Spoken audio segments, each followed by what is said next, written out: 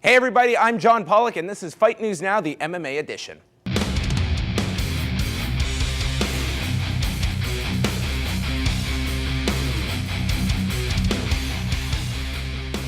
Hello there, fight fans. Welcome to Fight News Now as we get set to deliver 30 minutes of non-stop news with a packed show today. On the program, we will hear exclusive chats with two men looking to strike gold in their next fights as Chris Weidman and Anthony Pettis will be by. Plus, John Ramsden and Robin Black have all angles of this past weekend's Fuel card covered on 3 rounds, and you will even hear from UFC welterweight champion George St-Pierre on the ship this week. So much to get to, but we kick things off with all of the items making news this week.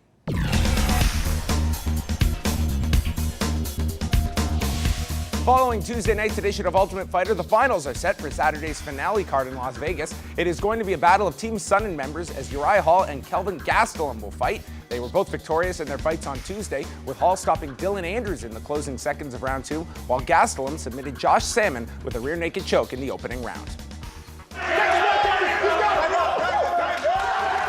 Kelvin Gastelum, winner, rear naked choke. Now bring it on. Distance. Whoa. That's it. From the bottom. In addition to the finals for the tough contract, the show will be headlined by bantamweight action as former WEC stars Uriah Faber and Scott Jorgenson will collide, and a very important women's bout between Misha Tate and Kat Zingano will determine who will coach opposite Ronda Rousey on TUF 18 later this year. For now, we take a deeper look into this weekend's card.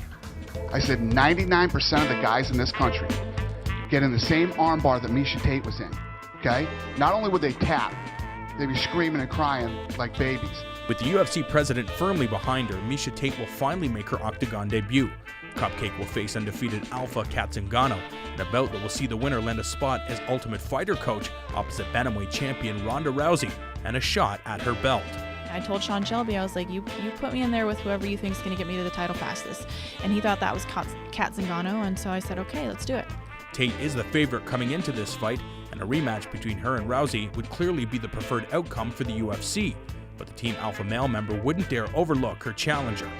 Kat absolutely has my full focus. She's undefeated. She has a good wrestling background. She's got a good ground game, and she throws really, really hard punches. So I have no doubt in my mind that it's going to be very, very tough.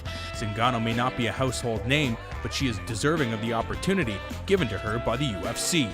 I'm a big threat coming up, and she's a smart girl to recognize that. Zingano is coming off a submission win over Raquel Pennington at Invicta 3. With the rear naked choke, there's the tap. So, Kat Zingano improves to 7-0. And will look to break Tate's will on Saturday. It's a fix. It's something that I really enjoy. If you've never seen women's mixed martial arts, tune in Saturday night and you won't be disappointed. In the main event, we'll see two friends go at it as Uriah Faber and Scott Jorgenson look to make their way back into title contention. When it's game time, you go in there, you take care of business, and then after, Uriah and I are going to throw an after party together. Although the California kid has lost his last 5 title fights, he feels he is still in the running for the belt. I'm going to keep fighting whoever they put in front of me, but of course I'm in the running. Regardless of whether this bout will land either fighter a title shot, this fight is a win-win for the fans, as Faber and Jorgenson are two of the most entertaining fighters in the division. Now, Uriah Faber is coming back just 2 months removed from his victory over Ivan Menjivar. Of course, Henan Brow holds that interim bantamweight title, but let's not forget about the champion, Dominic Cruz, who is on the sidelines and will certainly be watching this fight with a keen eye. Faber has a tendency to where he trains with these guys, and then he beats them down in the gym, I believe. This is my own mindset. And then now he kind of like, I already beat you in the gym, you can't beat me in a fight either, homie. Jorgenson, to me, is a more mentally sharp, he's got all those years of wrestling. He's a Pac-10 champion in wrestling. The guy's a beast. He's extremely durable. He's got great wrestling, which is going to make it hard for Faber to take down. And then, he's picking up his striking. He's a powerful puncher, and his ground and pound is great. I see them matching up very similarly. They're both ground and pound grapplers. That's their biggest strength. Faber's able to hide his takedowns with his power strikes a little bit better than Jorgenson is, and that's why I see Faber winning that fight. This past weekend, the Paradise Warrior Retreat went down in Montreal, and our own John Ramsden and Robin Black were on hand covering the event. And one of the men they spoke with is Anthony Pettis, who prepares for a featherweight title opportunity this August when he meets 145-pound king Jose Aldo Jr. I probably could have waited and had around the same time fight for the 155 title, but like you said, pound for pound is what intrigues me. I mean, he's one of the pound for pound best fighters in the world. No one can beat this guy. I can make 145 easy. Why not go down there and challenge him? Another big reason going behind that was if Jose Aldo decided, next month I want to move to 155, Anthony Pettis gets skips again, so let's go face him at 145, and I'll be back at 155. I respect him a lot. I mean, he's a great martial artist, very skilled. There's not many flaws in his game. I mean, no one can expose anything that's kind of leads you to say, all right, I can attack that and beat him. I mean, he does gas a little bit, but he still wins fights. So he's one of the best pound for pound fighters in the world, and it's going to be a challenge for me to get ready for this guy, and I'm excited to be in there with him. Middleweight Chris Weidman was forced to sit out the end of 2012 with a shoulder injury, but he is set to return July the 6th at UFC 162 when he challenges 185-pound champion Anderson Silva. Our crew caught up with the #1 contender as he prepares for the biggest fight of his career. He does a great job. He's so confident. He goes in there. First of all, he's beating most of the guys before they even walk in the cage. And then once they get in the cage with him, he does such a great job of making them feel like they do not belong in the cage with him. Like, are you joking me? You're not on my level. He makes them feel so uncomfortable that they just want to break. I think he is, the best around, greatest of all time. I think he's, pound for pound the best. But I think I'm better, and I think I can beat him. I want to make it look easy out there, I just want to shock the world. I think this might be my biggest motivation, is shock the world. Matt Mitrione was riding high coming off of his 19-second knockout of Phil DeFries this past Saturday in Sweden, but things have come crashing down after Mitrione appeared on the MMA Hour with Ariel Helwani on Monday, giving his honest opinions of Fallon Fox, which has landed Meathead a suspension by the UFC. He had a gender change, not a sex change. He's still a man. He's a man for 31 years. 31 years. That's a couple years younger than I am. He was a man. That's ridiculous. That is a lying, sick, sociopathic, disgusting freak. The woman that's fighting him, props to you. I hope you beat his ass, and I hope that he gets blackballed and never fights again, because that's disgusting, and I'm appalled by that.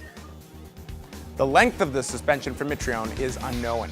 Following Gegard Mousasi's unanimous decision victory, it was revealed that Mousasi went into the fight at well under 100%, citing the fact that he will be requiring knee surgery. For more, we hear from the former Strikeforce and Dream light heavyweight champion following his debut for the organization. Yeah, I had some knee injury, and unfortunately last week I got also a cold. But I trained for a fight, so I was I didn't want, and it's a risky fight. I couldn't afford to risk a lot because he's an unknown fighter. So I tried to be as precise and finish him. Moving on to the next one, step up the competition, and I'm willing to fight anyone. Another man making his promotional debut is incoming featherweight Conor McGregor, who stole the show for many people with a knockout of the night performance over Marcus Brimage. McGregor endeared himself to the audience following 67 seconds that will have a massive impact on both his career and lifestyle. To be honest, I don't know what's going on here. I'm just after hearing $60,000, and I'm just thinking of what I'm going to spend on it. I'm going to buy myself a car anyway, a nice car, and maybe some suits. Just last week I was collecting the social welfare, you know what I mean? I'm gonna have to. I was insane to them, like I don't know what's gonna happen. Like I'm signed to the UFC, I don't know what, blah blah blah. But now I suppose I'm just gonna have to tell them to f off. McGregor may have entered the penthouse, but lightweight Colin Fletcher was put in the outhouse by the UFC this past week, cutting the British fighter after his loss to Mike Ricci at UFC 158. Fletcher posted the following tweet, feeling the cut was a bit harsh, and posting this depressing photo. Welcome to the life of a fighter. And we close off with a look at Glory 5 that went down this past Saturday, right here on Fight Network, featuring Gökhan Saki earning his 79th professional victory, stopping Daniel Gita in round 2 in Istanbul, Turkey, following 3 knockdowns in the second frame. Oh yeah! Gökhan Saki drops Daniel Gita! And Gita's got to fire shots now. He's got to come in. Oh! Knockdown number 2. That's it. You got to stop it. Gökhan Saki has done it here in the second round.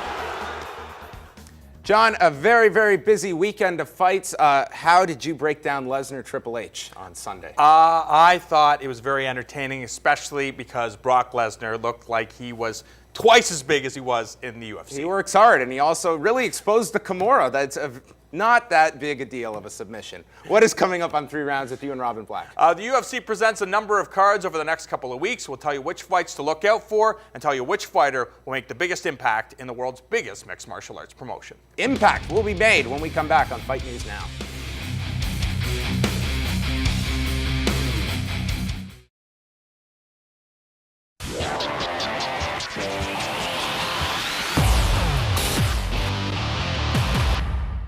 Welcome back to Fight News Now. It's John Pollock with you, and we now welcome in John Ramsey and Robin Black, who are going the distance with you for 3 full rounds. And guys, after so much focus on who's going to be cut next, we have a rare instance on Saturday where someone's actually going to be hired by the UFC. Yeah, it is absolutely shocking. The Ultimate Fighter 17 finale goes down in Las Vegas, Nevada. The UFC holding back-to-back shows in neighboring states, California and Las Vegas. And we're going to go to Sin City first, the joint at the Hard Rock Hotel and Casino site of the Ultimate Fighter 17 finale. And it's going to be Kelvin Gastelum taking on the man that everybody believes is going to be crowned the new Ultimate Fighter in Uriah Hall. He's explosive, he's athletic. And do you think this guy is going to be the new Ultimate Fighter? And really, what does that mean right now? Yeah, well, that's a very good question. What does that mean? Tough to say. You know, that's kind of watered down over the years. But when you got an athlete that looks this impressive, I mean, 2 mind-blowing knockouts, you know, in the lead up to the finale of the show, and then just pounding a guy from underneath until he sort of, you know, is almost out, rolls up and finishes him off. This guy looks very impressive. Chris Weidman talked extensively about how good he is when we saw him in Montreal. I mean, he looks like the real thing. It's almost strange that he came up through the Ultimate Fighter, because really that's been, you know, not been the best place to develop talent over the last years, but this guy looks legit. Uriah Hall, 7-2 in his mixed martial arts pro career, has only 2 losses coming at the hands of Chris Weidman and Weidman's training partner and UFC middleweight Costa Philippou. But we got to get to the main event, and what a main event it is. Uriah Faber taking on former training partner and friend Scott Jorgenson. These guys are gonna light it up and entertain the crowd. This is what it's all about. Yeah, totally. And I think we're going to see an exciting fight because of the nature of these 2 men. Yeah, they're friends, but they take a certain amount of pride in fighting. They enjoy it, and they're going to enjoy sharing this experience with each other. On paper, they match up pretty similarly. 2 converted wrestlers who, you know, have a nice tough chin and have developed a nice striking game. But watch for Uriah Faber to really show off some new tricks in the striking. TJ Dillashaw looked fantastic in his last fight because a Team Alpha Male has brought on a new coach in Bang Ludwig.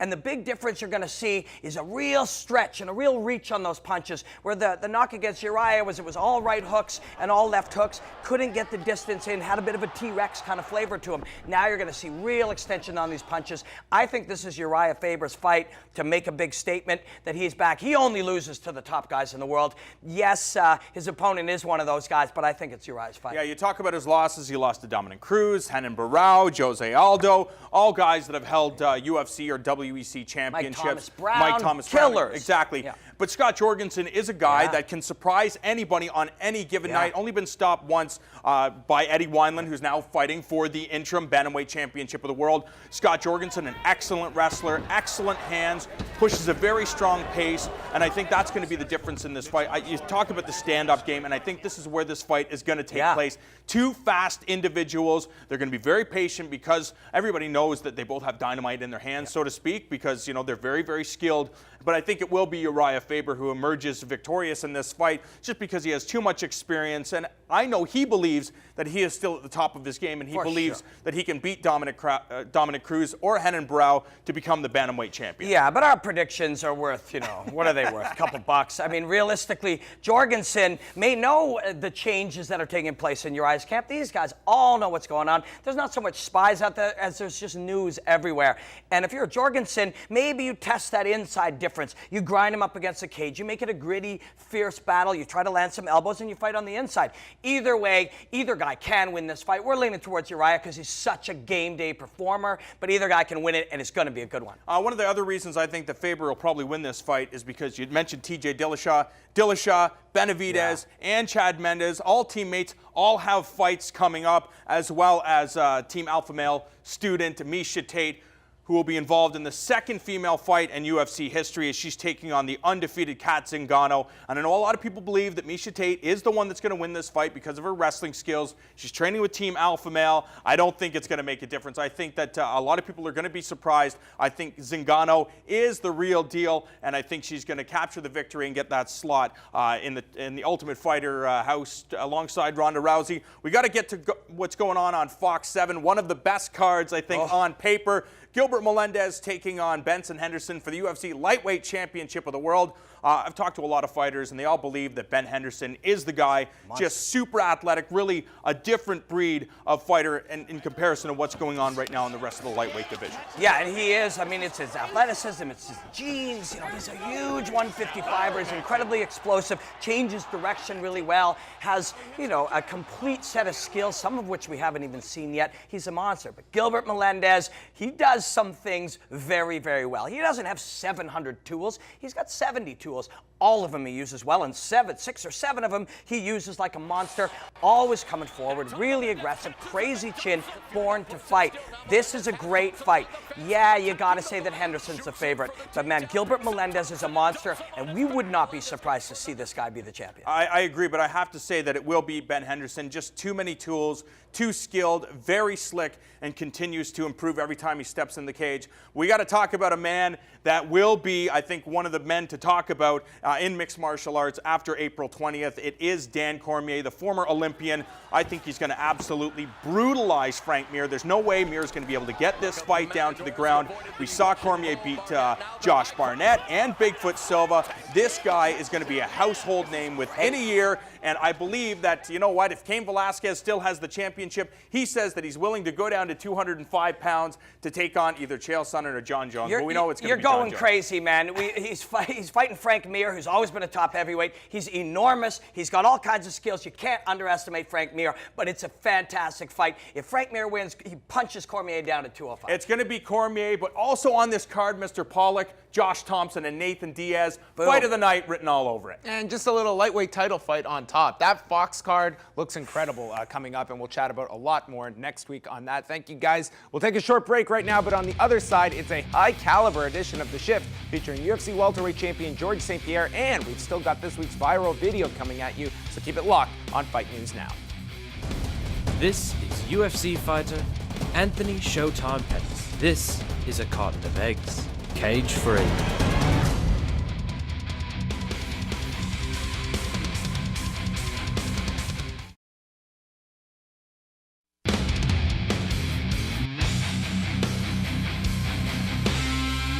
Welcome back to Fight News Now. I'm John Pollock, and live fights are coming at you this Saturday on Fight Network, kicking off with Infusion Kickboxing at 2 p.m. Eastern, immediately followed by Cage Warriors 53 from Glasgow, Scotland, with 8 big fights on tap, and you can catch all of them right here.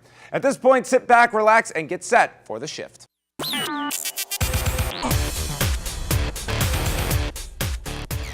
UFC welterweight champion George St-Pierre hates being asked the same questions over and over again, so he's approaching the media from a different angle by writing a book that is available now through HarperCollins entitled The Way of the Fight. St-Pierre recently touched down in Toronto to promote and chat about his life story.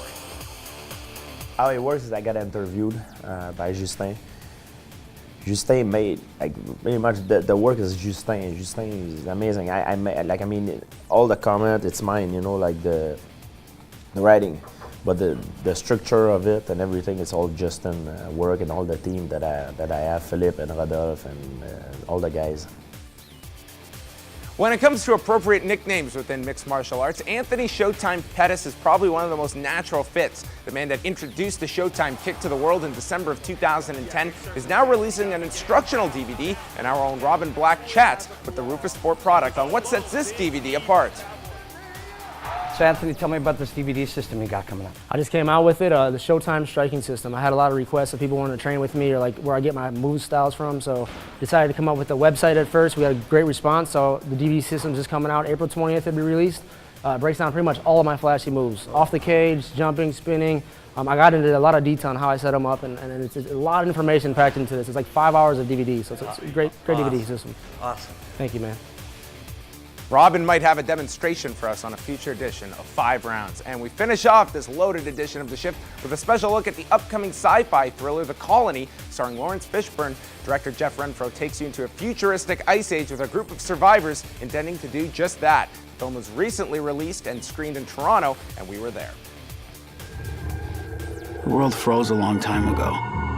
So long ago that I can't remember the warmth of the sun.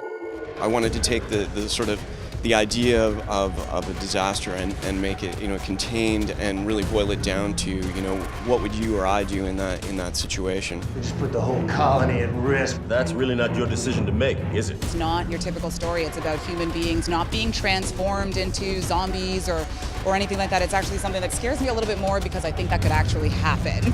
You're gonna need every bullet. The villains could be real, the setting could be real, the ice age could be real, so I think anytime you can set something in reality, I feel like it really kind of makes a movie like this work a little better. We're from Colony 7, came to help. I like this movie because it was set in a place that I've never really spent any time in, and that made it something, that I wanted to do, because it's something I've never done before. We're sending a team and I'm leading it. Though The Colony is a sci-fi thriller, Lawrence Fishburne tells us that he still manages to dish out some punishment. I'm doing a little bit of action stuff, not anything nearly like all the stuff that we did in Matrix, but, enough that, people get to see me have a couple of good fights.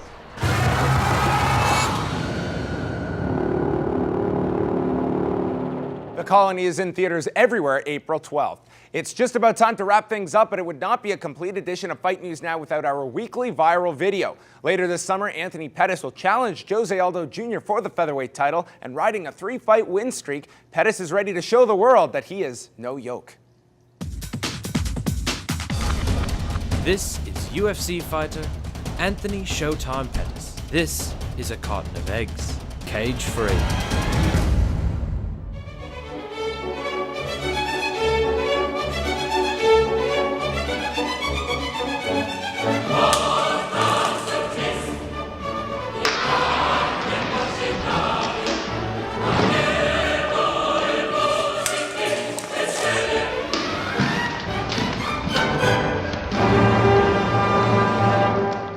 Crow call.